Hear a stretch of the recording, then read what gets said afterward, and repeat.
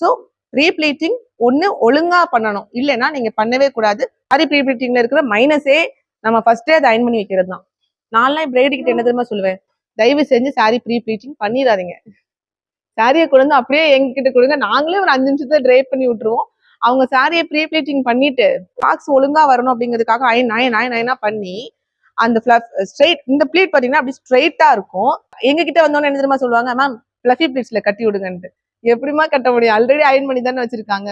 அது இல்லாம மெஷர்மெண்ட்ஸுமே வந்துட்டு ஒழுங்கா வைக்கலன்னா அந்த இடத்துல கரெக்ஷன்ஸ் வந்து பண்ண முடியாது. அது ரொம்ப சிரமமா இருக்கும். நிறைய இடத்துல பிரைடுக்கு நான் அனுபவிச்சிருக்கேன்.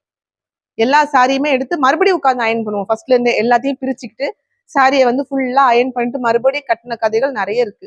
யாரு இதெல்லாம் கண்டுபிடிச்சாங்கன்னே தெரியல. முதல்ல ஒழுங்கா தான் சாரி கட்டிட்டு இருந்தோம். ஃபர்ஸ்ட் எல்லாம் ஃபிளஃபி ப்ளீட்ஸ் தானடா கட்டுவோம். சாரி ப்ரீ ப்ளீட்டிங் யாரோ கண்டுபிடிச்சாங்க, பாக்ஸ் ஃபோல்டிங் கண்டுபிடிச்சாங்க. இப்ப மறுபடியும் இது ஃபிளஃபி ப்ளீட்ஸ்ன்னு சொல்றாங்க. சரி, எல்லாமே கத்துப்போம். நம்ம அப்கிரேட் ஆயிட்டே இருக்கணும், அவ்வளவுதான்.